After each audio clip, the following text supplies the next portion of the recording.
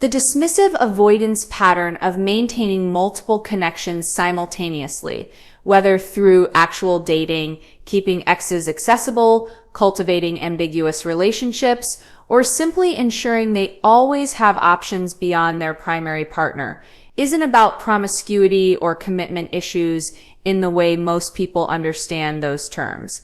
It's a sophisticated defense mechanism that serves their core psychological need to avoid dependency on any single person, to maintain the illusion that no one person is essential, to ensure that they never become vulnerable to the kind of loss that would devastate them.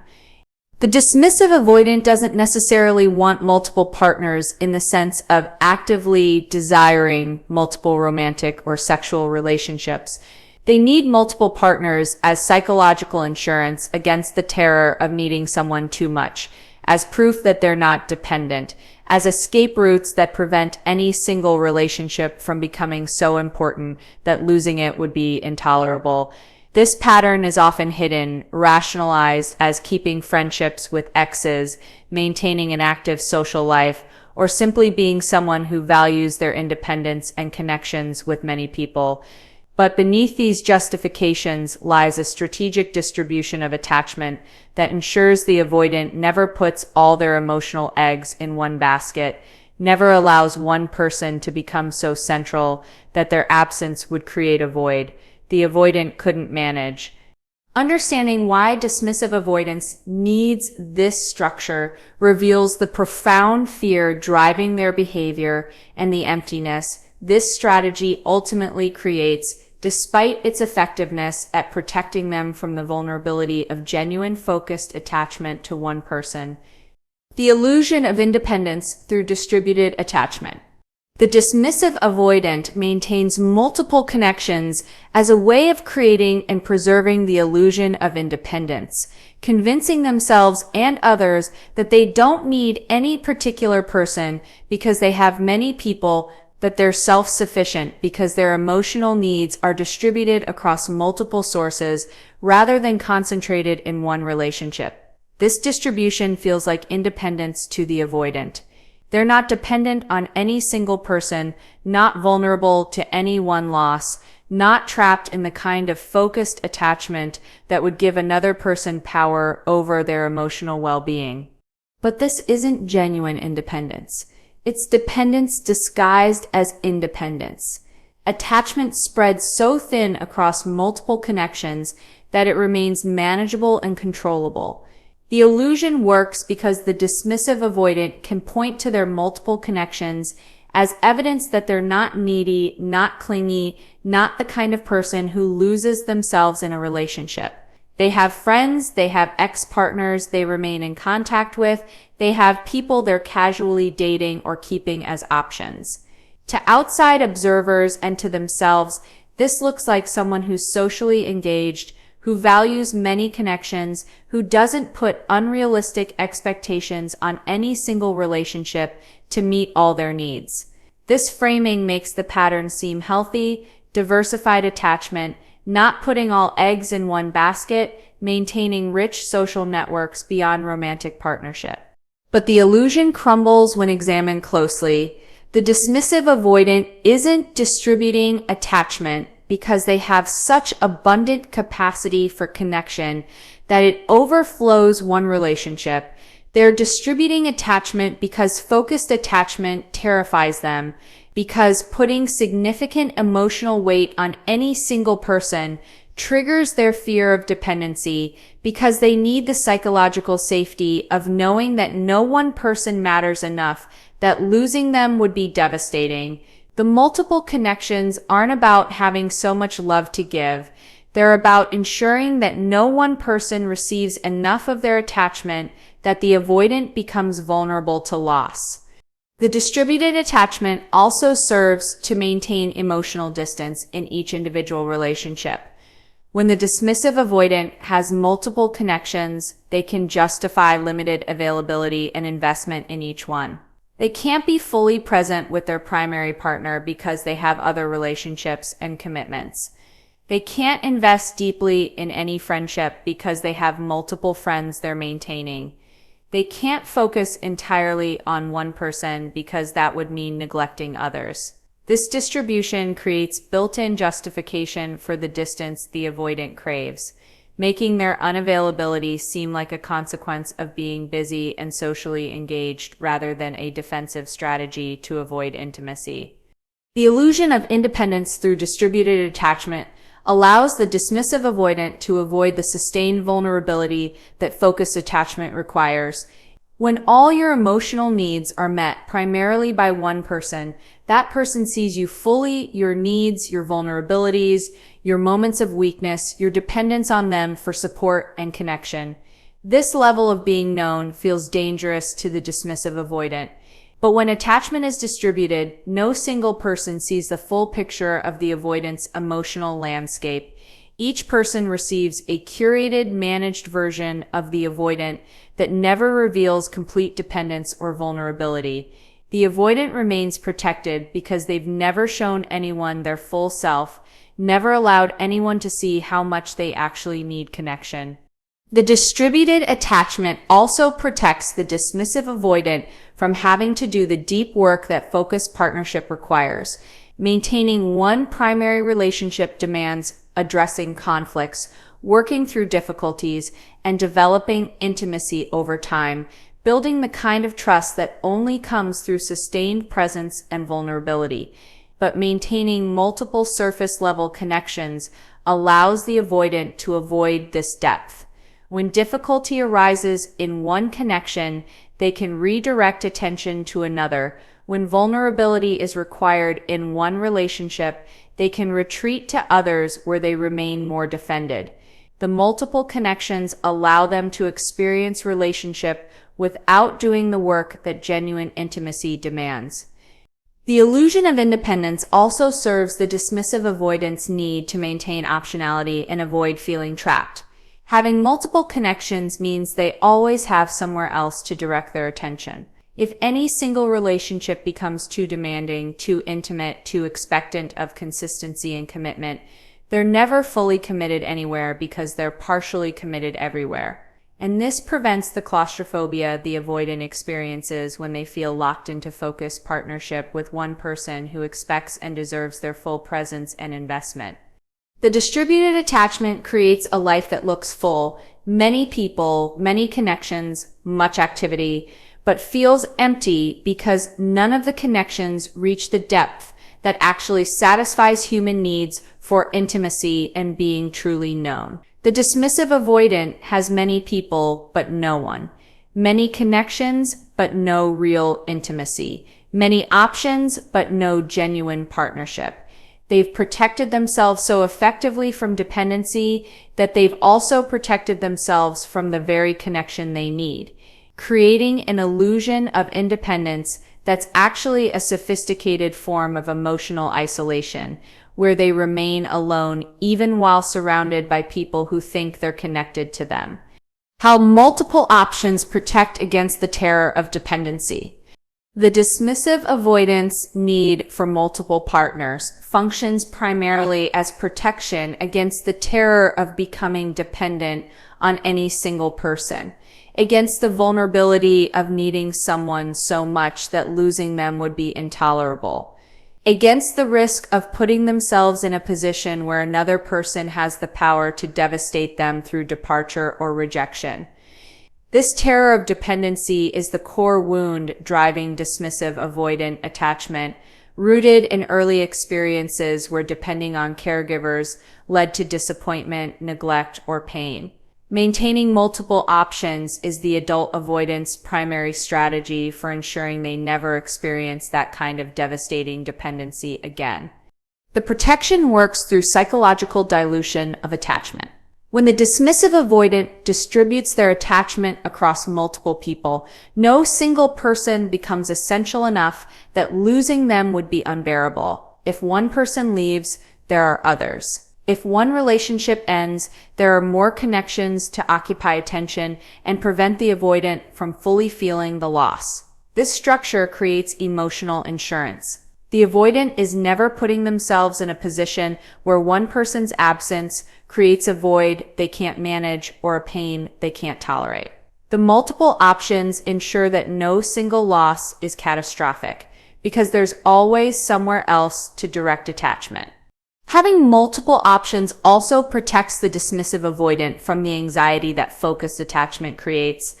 When you're deeply attached to one person, their availability or unavailability significantly impacts your emotional state. When they withdraw, you feel it acutely. When they're present, you feel relief and connection.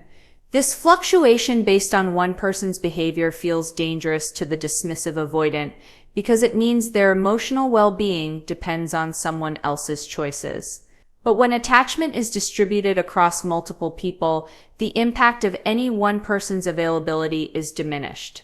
If one person is distant, the avoidant can focus on others.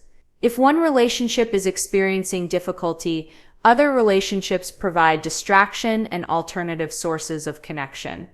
The multiple options serve as escape routes that prevent the dismissive avoidant from feeling trapped in any single relationship.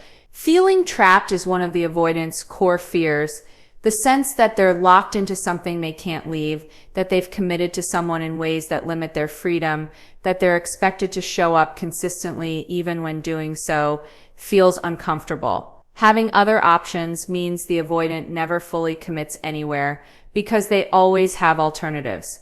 If their primary relationship starts feeling too demanding or too intimate, they know they can redirect attention elsewhere. This knowledge that escape is always available makes each individual relationship feel more tolerable because the avoidant never feels fully committed to any of them. The protection against dependency also operates through the dismissive avoidant's ability to maintain emotional distance by comparing connections.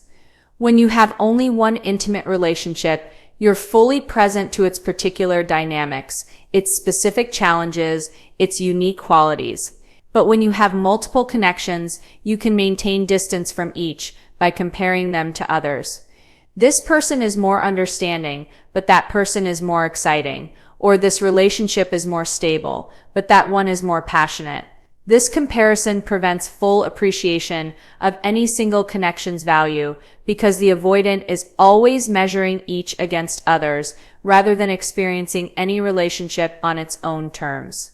The comparison serves to minimize the importance of each individual connection, which protects against dependency.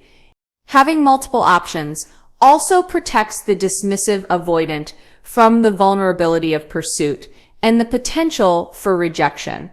When you're focused on one person, expressing interest, pursuing connection, and investing emotionally all create significant vulnerability. The other person might not reciprocate, might reject your advances, might not value what you're offering, but when the dismissive avoidant has multiple options, they don't have to pursue any single person with intensity that would create this vulnerability. They can maintain casual connection with multiple people without revealing how much any of them actually matters, without putting themselves in a position where clear rejection from one person would be devastating because there are always others who provide the illusion that the avoidant is wanted and valued. The multiple options create a buffer against the abandonment the dismissive avoidant fears. If you're attached to one person and they leave, you experience direct abandonment that confirms your worst fears about depending on people. But if you maintain multiple connections and one person leaves, the impact is cushioned by other relationships that remain. The avoidant can tell themselves the loss doesn't matter that much, that they have other people, that they're fine because they weren't that invested anyway.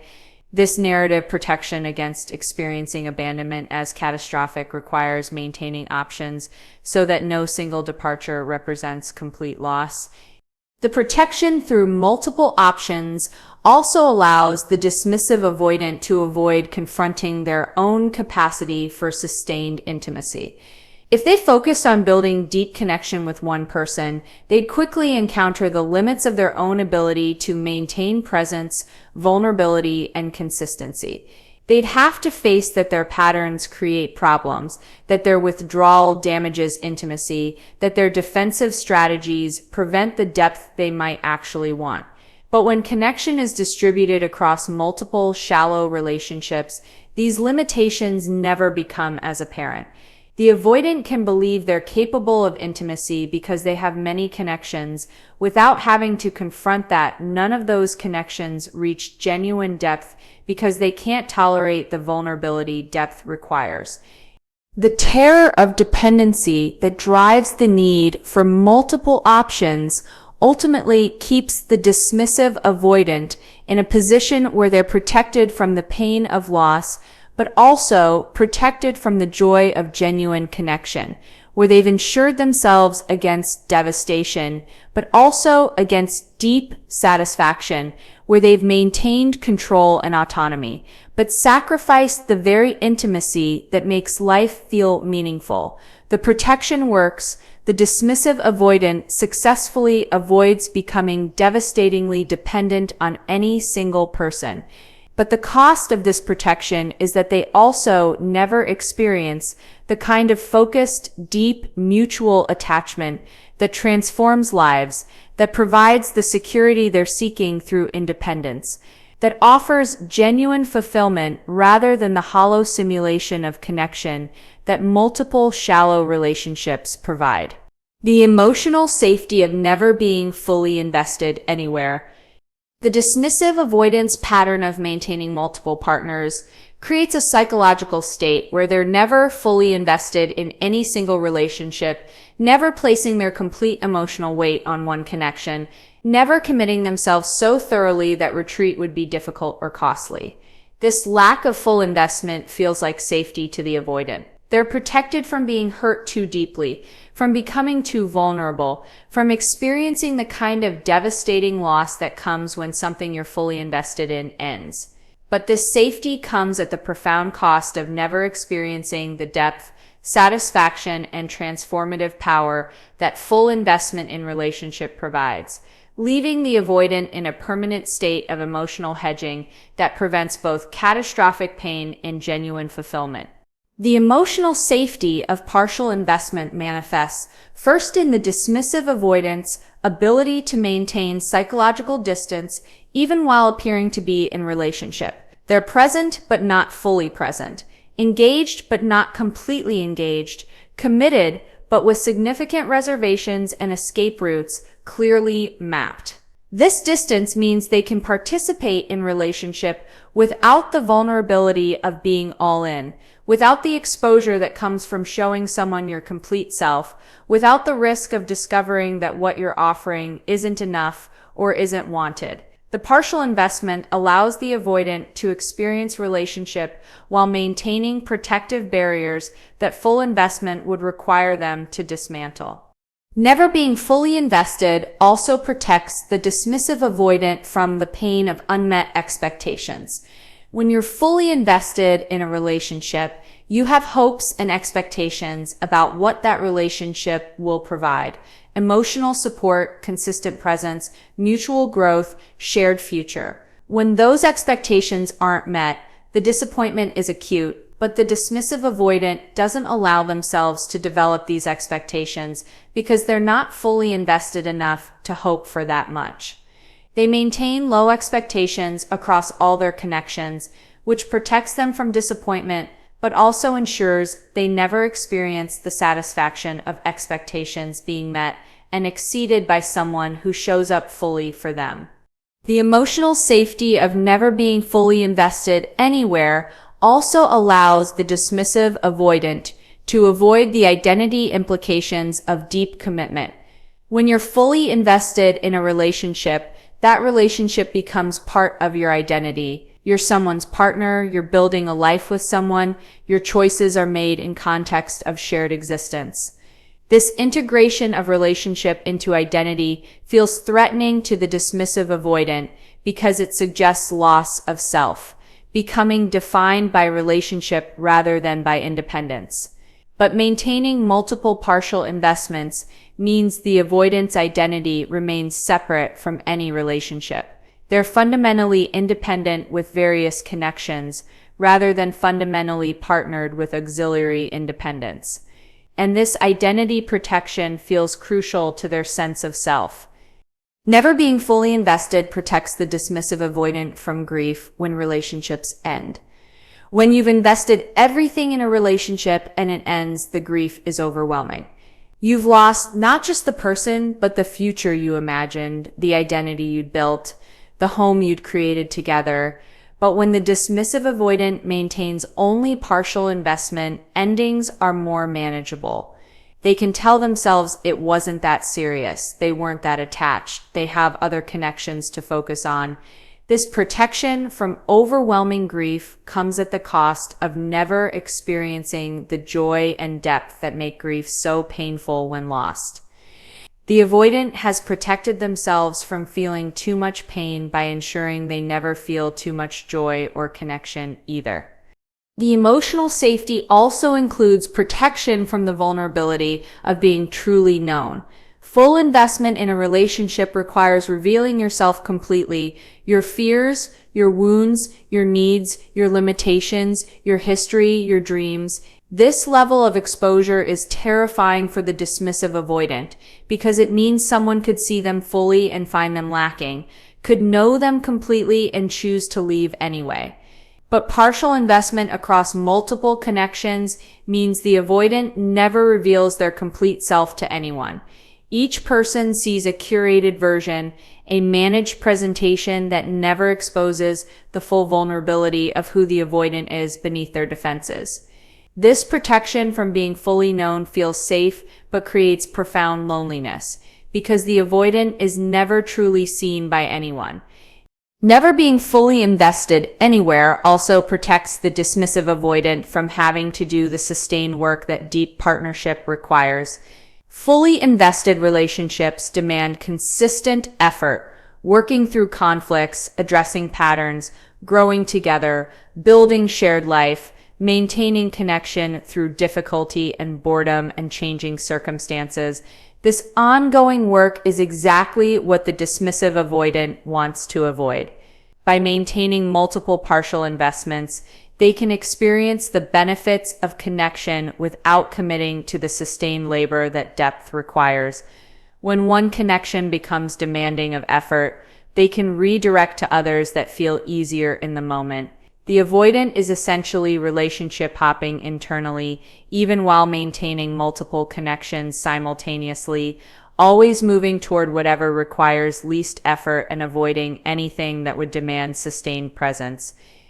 The emotional safety of partial investment also allows the dismissive avoidant to maintain the fantasy that they could fully invest if they wanted to, that they're capable of depth, but simply haven't found the right person or the right circumstance.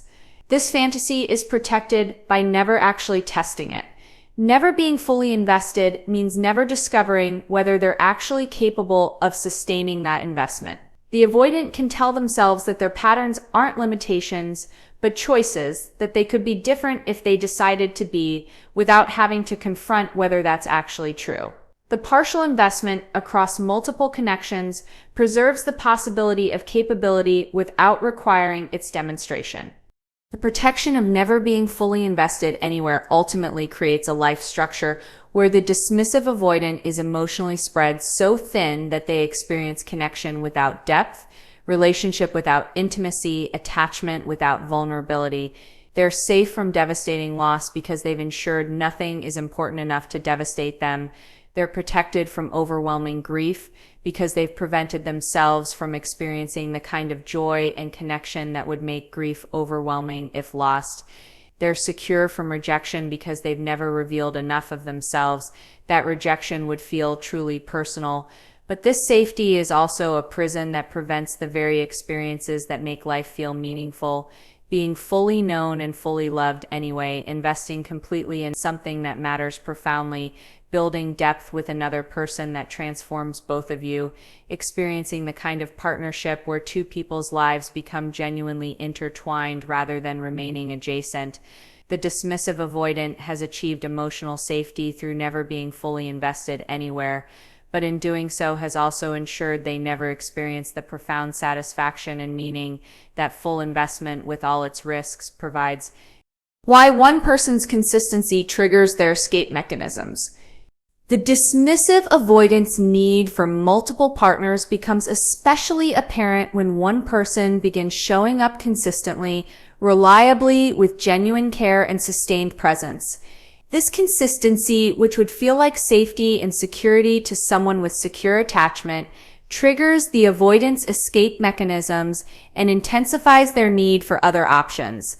Understanding why consistency is threatening rather than reassuring reveals the core fear driving the avoidant pattern and illuminates why the very thing partners hope will make the avoidant feel safe enough to commit actually pushes them toward maintaining or increasing their investment in alternative connections. Consistency triggers escape mechanisms because it makes one person increasingly important, increasingly central, increasingly difficult to lose without significant impact. When someone shows up reliably day after day, when they demonstrate through sustained action that they're invested in the relationship, when they prove they're not going away despite the avoidance patterns, that person gradually becomes woven into the avoidant's life in ways that create dependency. The avoidant begins to rely on their presence, to anticipate their availability, to organize aspects of their life around this person's consistency. This growing importance is exactly what terrifies the dismissive avoidant, because it means losing this person would hurt significantly, would create a void that other connections couldn't immediately fill.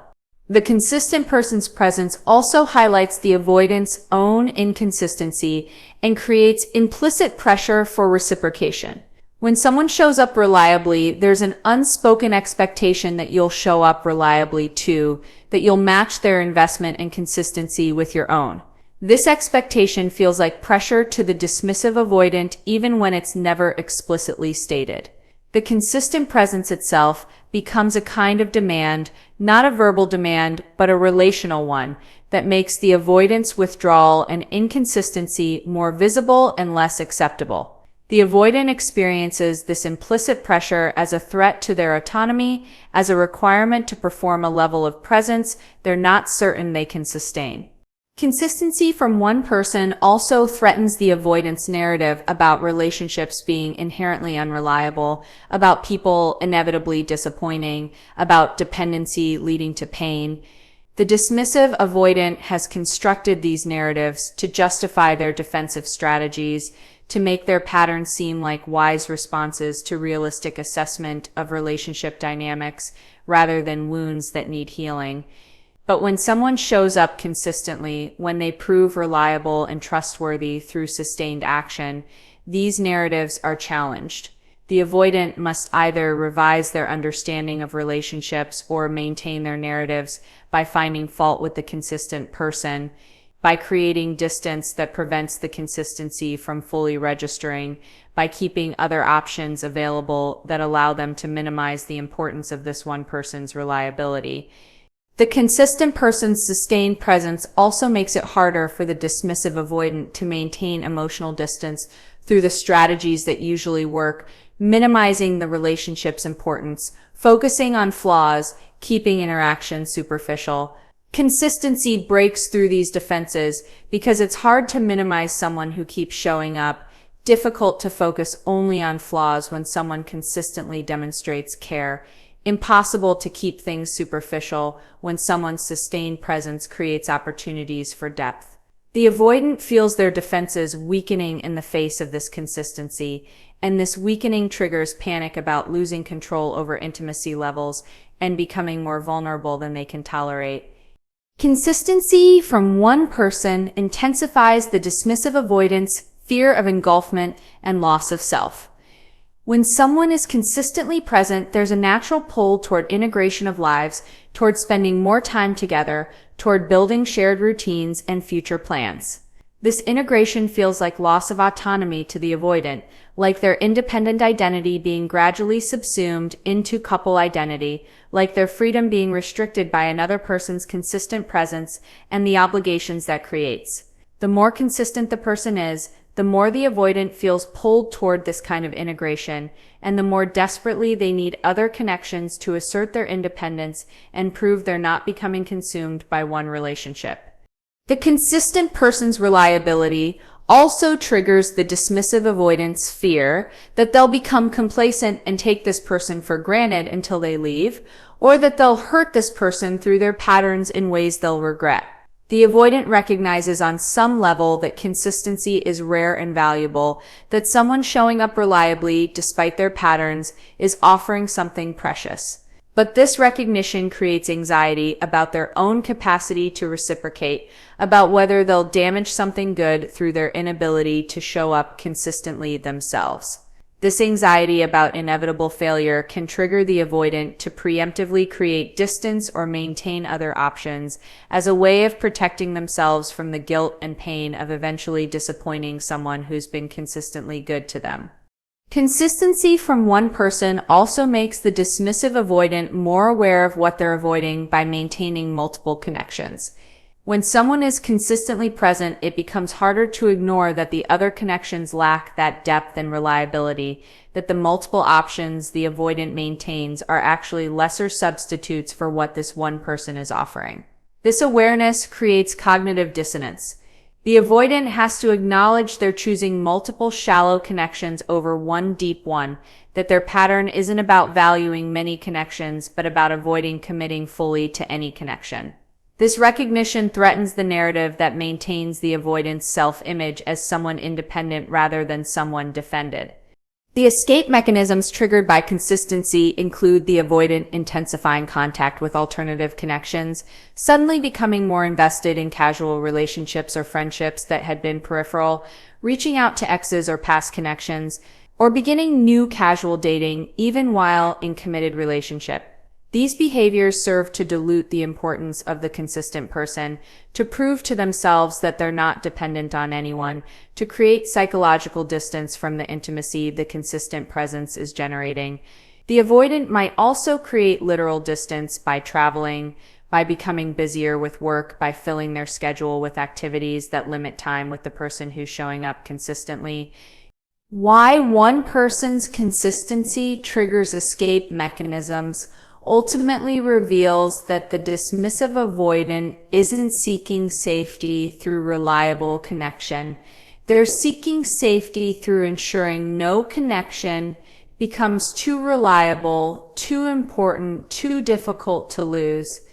Consistency threatens the avoidant's protective structure by making one person matter too much, by creating the very dependency the avoidant has organized their life to avoid, by challenging the narratives that justify their patterns, by pulling them toward the intimacy and integration that represent their deepest fears. The need for multiple partners intensifies precisely when one person shows up consistently, because that consistency is working. It's creating attachment, building trust, generating intimacy, and the avoidant responds to this success, not by reciprocating, but by reinforcing their defenses through maintaining and intensifying alternative connections that prevent any single relationship from achieving the depth and importance that genuine partnership requires.